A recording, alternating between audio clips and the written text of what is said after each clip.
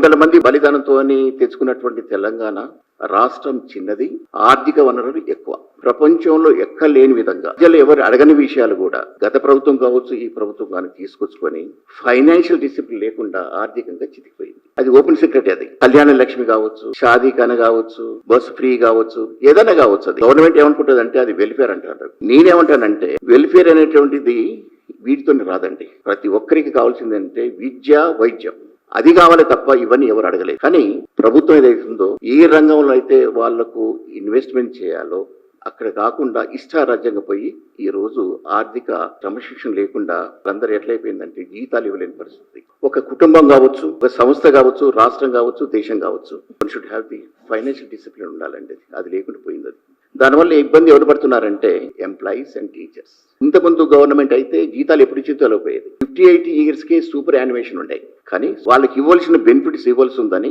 ఎవరు అడగకుండానే 61 years చేశారండి. అది ఇప్పుడు March 24 నుంచి N number of employees getting retired వేలల్లో అవుతున్నారు. ఒక్కొక్కరికి వాళ్ళకి పెన్షన్ బెనిఫిట్స్ వచ్చేసి ఆర్డినరీ 4th class ఎంప్లాయీ నుంచి ఆఫీసర్ వరకు యావరేజ్ తీసుకుంటే 75 lakhs నుంచి 1 crore వరకు ఇవ్వాల్సి వస్తుంది. అది ఎవరిది?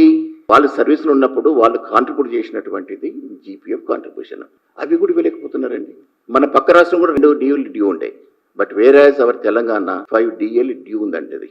ఇది ఎక్కడ ఇబ్బంది అవుతుంది వాళ్ళకు వర్క్ మీద ఫోకస్ ఉండలేకపోతున్నది. అది because this is failure from the side of government. అది ప్రభుత్వం యంత్రాంగం నడవాలనుకున్నప్పుడు జీత బత్యాలు కంపల్సరీ ఇవ్వాల్సిందే. కాబట్టి వాళ్ళకి ఇవ్వాల్సిన టైం ఇవ్వకపోతే డిస్సాటిస్ఫాక్షన్ విల్ ప్రివేల్ అని చెప్పాను నేను. గత గవర్నమెంట్ వచ్చేసి 2 PRCలు వేసిన తర్వాత PRC రికమెండేషన్స్ వచ్చేసి వాళ్ళు ఇచ్చిన దానికంటే గత సీఎం వచ్చేసి 15% ఎంతో ఫార్ములా ఇచ్చేస్తే 43% ఇచ్చిండండి.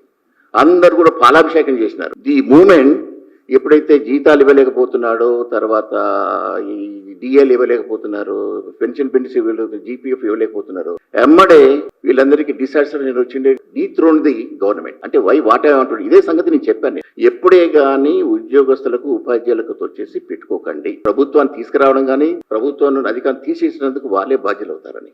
ఎప్పుడే కానీ మీరు ఆర్థికంగా ఏ రాష్ట్రం కానీ ఫైనాన్షియల్ డిసిప్లిన్ లేకపోతే, పేమెంట్ సరిగ్గా లేకపోతే పీపుల్ నాట్ బి హ్యాపీ.